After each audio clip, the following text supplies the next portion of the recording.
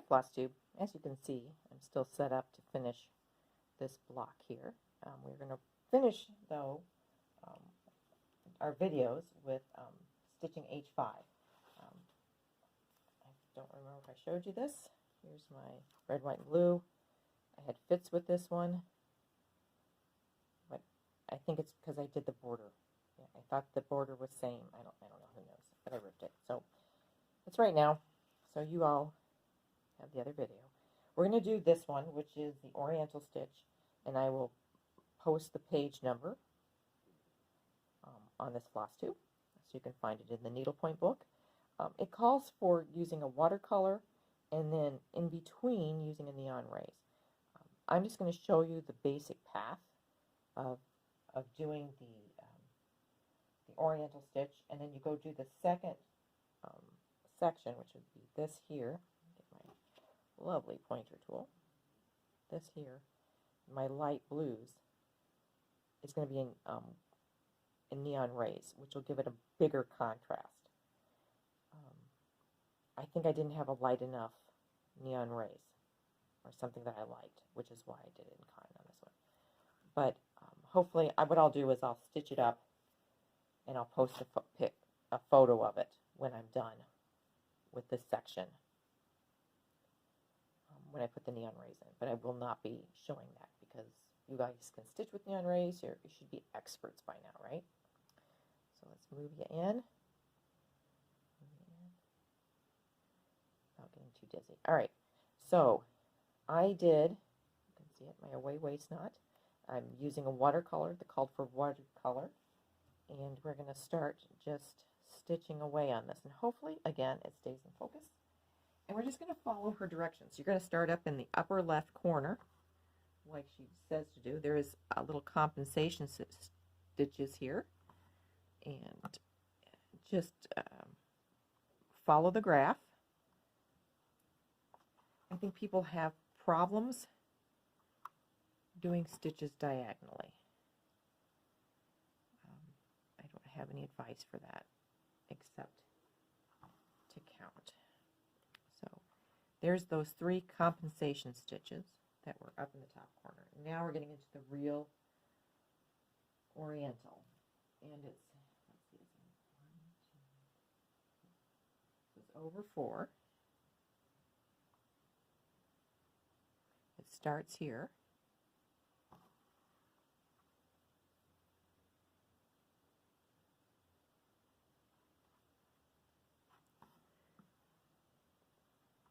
And now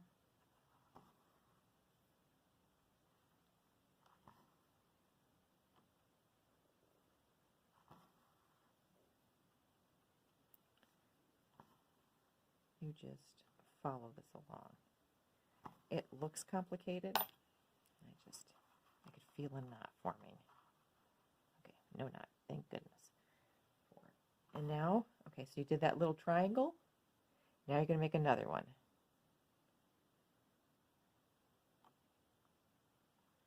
So if you notice on your pattern, on the diagonal,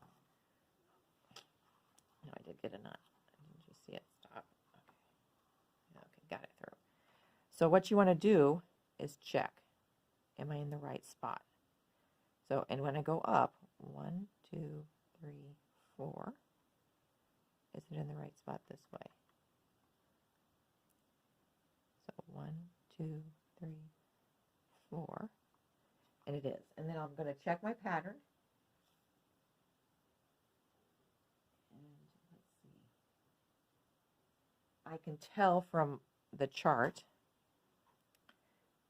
there is like an open, if there wasn't neon rays going in here, there's like a little open between my diagonals. So between these two, there's a little hole there. And I just know that from experience. I don't think you'd be able to tell that if you weren't, I don't know how else to explain that I can see that. So now, again, I'm just making another little triangle. And I moved you. I know I did. Move you back.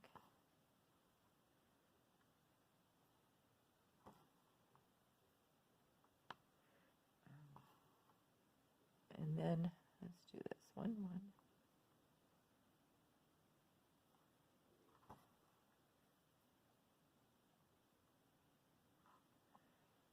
Now, how would I stitch this? Can you see why I call it, well, first of all, can you see why I call it the flying geese? It looks like the flying geese pattern on quilts. Those little, the triangles to me, which is, a quilt pattern.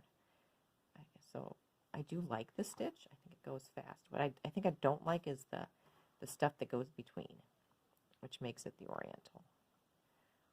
But that's all right. I mean, I like it when it's done, but maybe I should say I don't like putting it in. I'm not sure.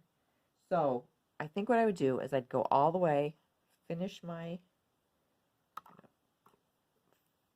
going to my corner, get all those stitches in, and then I would add carefully the neon rays on one side, go up and do until I finished up in this corner, finish one section. Then I would go back, add the neon rays going down, do the watercolor geese, and then, so alternate. So I would thread up another needle with the neon rays and add it next. Doing row by row instead of doing all watercolors and then adding the neon rays. I think the neon rays are going to be a pain to add in if you don't have the space on one side, because they do need to be laid, or they look too twisty. So anyway, ladies, this was fun. Let me know if you have any questions or if you need help deciding if you're going to do borders. I know Carol did not do a border on her piece. She liked it, just leave it with a white canvas. I still haven't decided yet if I'm going to leave mine or not, and I'm still not decided if I'm going to even hang it on my wall. So, as you know, I have my red, white, and blue just sitting around. So, anyway, happy stitching. I enjoyed doing this. Send me any questions. Send me by email or leaving a comment below. If you have a desire to do another piece and you want to try to do it this way via YouTube, again, let me know. We'll see what we can do about that. I'd like us to continue learning as a group. Anyway, have a great day and keep on stitching.